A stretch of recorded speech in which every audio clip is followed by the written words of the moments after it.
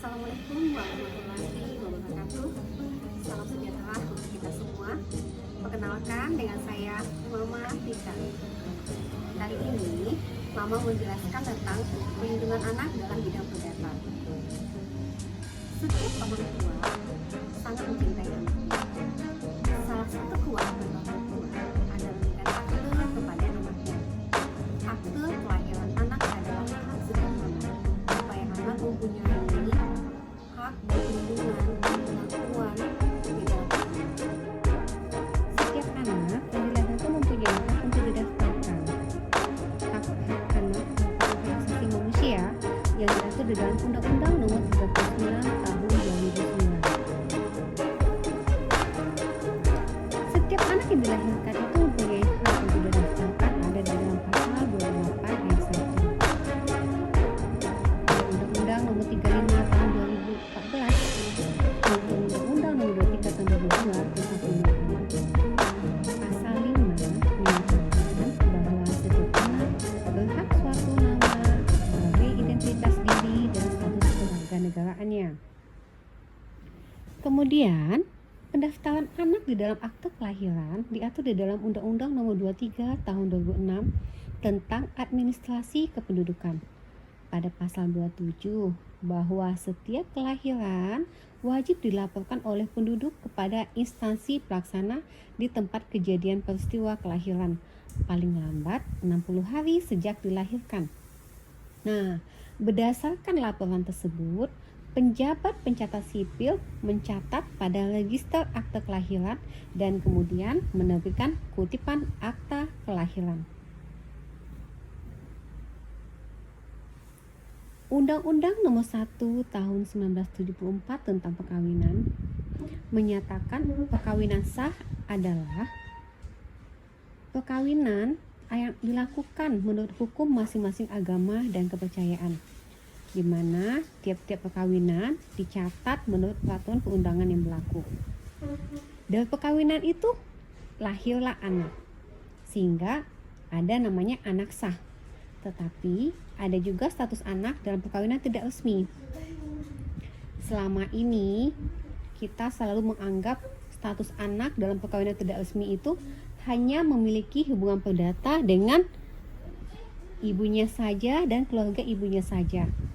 Tetapi semenjak adanya putusan Mahkamah Konstitusi nomor 46 garing PUU 8/2010 pada tanggal 17 Februari 2012 dengan amal putusan bahwa pasal 43 ayat 1 pada Undang-Undang Nomor 1 1974 yang menyatakan anak yang dilahirkan di luar perkawinan hanya mempunyai hubungan perdata dengan ibunya dan keluarga ibunya itu bertentangan dengan Undang-Undang 1945 dan tidak mempunyai kekuatan hukum yang mengikat sepanjang dimaknai menghilangkan hubungan perdata dengan laki-laki yang dapat dibuktikan berdasarkan ilmu pengetahuan dan teknologi atau alat bukti lain menurut hukum ternyata mempunyai hubungan darah dengan ayahnya.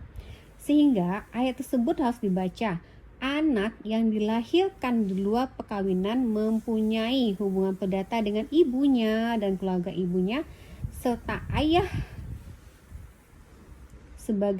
serta laki-laki sebagai ayah biologisnya. Kemudian dibuktikan dengan berdasarkan ilmu pengetahuan dan teknologi atau bukti lain yang menurut hukum mempunyai hubungan perdata dengan ayah dan keluarga ayahnya. Salah satu teknologi yang bisa membuktikan bahwasanya si anak adalah anak kandung dari atau anak biologis dari laki-laki tersebut adalah dengan tes DNA. Kemudian perkawinan anak.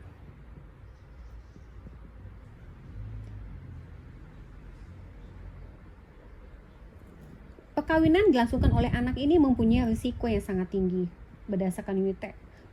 Menurut laporan kesehatan yang dilakukan oleh UNICEF, anak yang hamil di bawah umur cenderung melahirkan bayi yang prematur, komplikasi melahirkan bayi yang kurang gizi.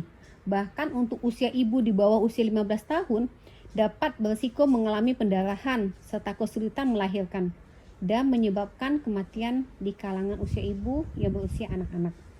Nah, Untuk itu negara kita mau melindungi anak-anaknya supaya tidak kawin di usia anak, maka lahirlah pasal 7 Undang-Undang Nomor 16 Tahun 2019. Ya, di sini undang-undangnya menyatakan bahwa perkawinan diizinkan apabila pria dan wanita sudah mencapai usia 19 tahun.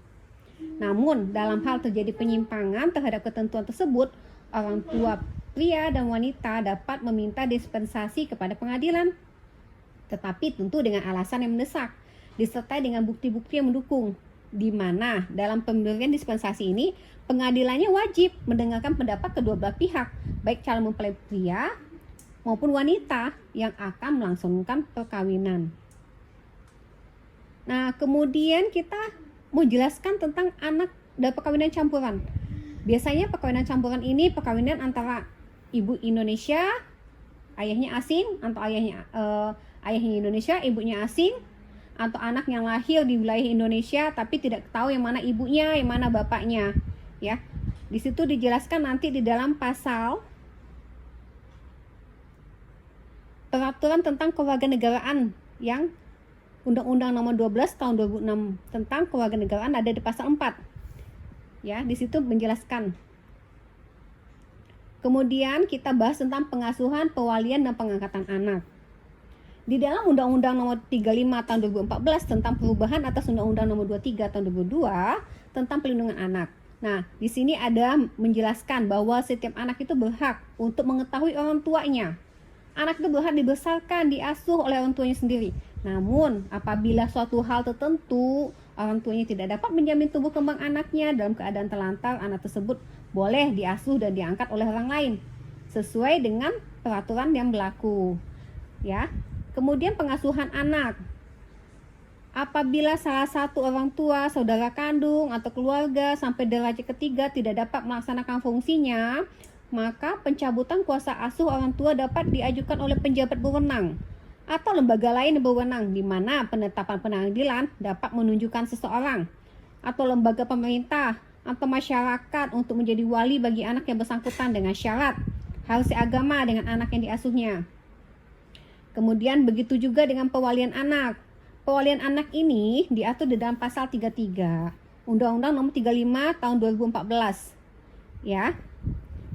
Lebih lanjut lagi ada di pasal 34 Undang-Undang Nomor 35 Tahun 2014 tentang pelindungan anak menyatakan bahwa wali yang ditunjuk berdasarkan penetapan pengadilan dapat mewaliki anak untuk melakukan perbuatan hukum baik di dalam ataupun di luar pengadilan untuk kepentingan terbaik bagi si anak.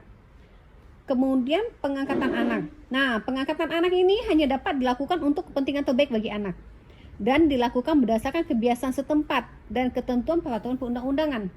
Pengangkatan anak tidak memutuskan ya hubungan darah antara anak dengan orang tua kandungnya. Pengangkatan anak dicatatkan dalam akta kelahiran dengan tidak menghilangkan identitas awal anak. Dengan ketentuan calon orang tua angkat haruslah seagama dengan agama yang dianut oleh si anak. Pengangkatan anak oleh WNA hanya dilakukan sebagai upaya terakhir. Dalam hal ini anak tidak diketahui asal-usulnya. Orang tua yang akan mengangkat anak tersebut harus menyertakan identitas anak dari orang tua yang menemukan dan agamanya disesuaikan dengan agama mayoritas penduduk setempat. Oke, sekian penjelasan dari Mama. Semoga bermanfaat untuk kalian semua. Mohon maaf apabila banyak kekurangannya. Wabillahi taufiq wal hidayah. Assalamualaikum warahmatullahi wabarakatuh. Terima kasih.